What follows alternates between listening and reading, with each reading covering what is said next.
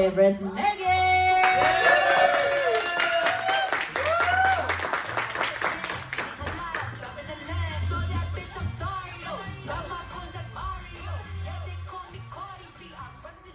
That song sounds like me talking to my mom.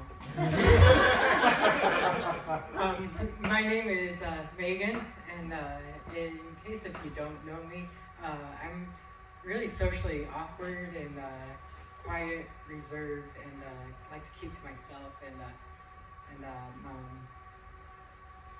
forgetful. Yes. Where was I going after that? Oh yes, I was forgetful, and I honestly didn't think I would pursue stand-up comedy, but I figured, I have the right criteria for it. No, I don't, but let's go for it. I almost didn't make it here today, because what's being forgetful is I was at Sam's Club, and if you've never been to Sam's Club, or I guess Costco, they check your receipt when you're walking out the door, and somehow I lost my receipt in 10 steps. How that happens is beyond me, but they will hold you hostage while they track down that receipt. They will send out like the armed forces to go find it. Every resource that the city has, they will find if you paid for that order.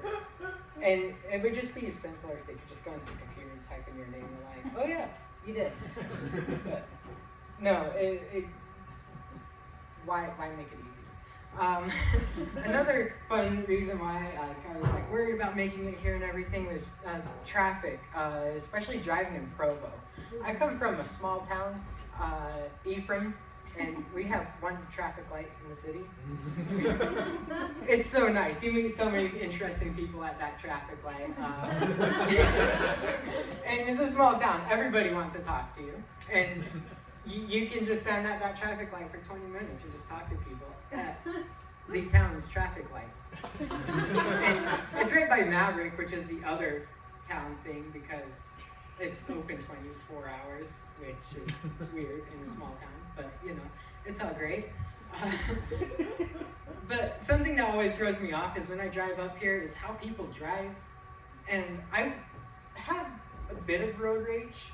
And the story behind that is because when I was learning how to drive, I was driving with my stepdad in the car a lot. My stepdad is an old, grouchy, retired Navy vet from the Bronx in New York, and whatever stereotype you're thinking of right now, you're probably right. And one of those big stereotypes is road rage. And he will say anything that he wants to other people. He'll roll down his window. One time he threw a cup of soda in somebody's window just because they cut him off. Just at a traffic light, bombs away, green light. And he has a fast car, he got away with it. And it's funny because we both listen to the same music. We really love reggae, and we could be, just sitting in the car, chilling, and like, one love, one heart, let's get out of the way.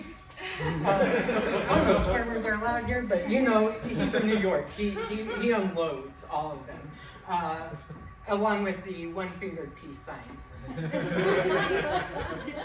And it's really funny because it throws a lot of people off. But I would find that the most insulting thing is not a middle finger and a lot of swear words and a soda in my window. The most insulting thing I have found about driving in Utah is if somebody's uncomfortable with flipping you off, they'll give you a thumbs down. It is the worst thing ever. Like, damn, I didn't know that we were in kindergarten still, but I guess we are. And I was like, I knew I made a mistake when I cut this guy off. I own up to that. I would have accepted any middle finger, any horn, any swear word, and was like, yeah, I deserve that, 100%. Thanks for letting me know. But a thumbs down, I was so confused. I was like, I guess I'll go sit in the corner. I'm not really that old, but I am like old enough to where I'm not relating to teenagers anymore. I go to school with a bunch of 18s and 19s, and I work with a lot of teenagers. And the thing about teenagers is they're really smart, and they're really funny, but they're also really mean. I was working with some teens, and they said a reference. I really did not get this reference, and one of them turns around and says, "Oh, I'm sorry, that's a reference for people who were born this century." I was born in '99. I barely made the cutoff. And they're like, "Whatever, you were born the same year as sliced bread. You were born the same century as my grandma. You were born the same century as Betty White." I was like, when did we get onto this whole century thing? What happened to like decades? I guess that was last century though. My bad. But it's funny because like I'll do things that were really funny when I was a kid. I would do this a lot, and if I got you, haha. But I did that to one of the kids, and they're like, "That meme is so old." And I was like, "Whatever, I've been playing that game longer than you've been alive. Damn it."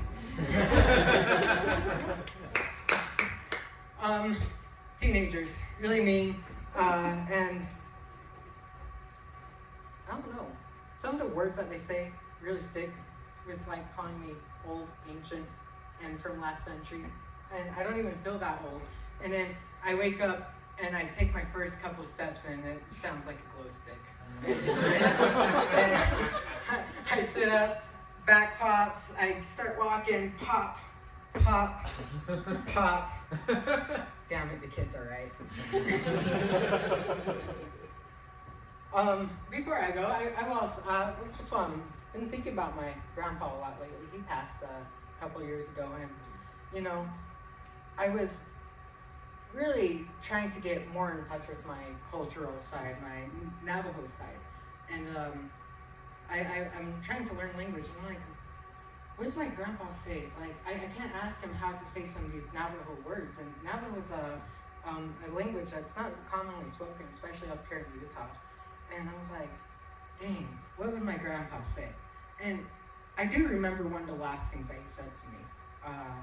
We went to this canyon, it's called Antelope Canyon, and in it there's this beautiful rock formation with this, it looked like a lady with her hair blowing in the wind. This lady in the wind is what they called it. And I go back to him, I'm like, Grandpa, why doesn't my hair do this? He says, he does it all stoic. He's very serious. Because you don't know all your Navajo yet. I was like, dang! I'm getting burned by teenagers and the older generations. What's next? So, I guess I'll tell you guys if I start getting roasted by other generations in 2 weeks. Thank you, everybody. Give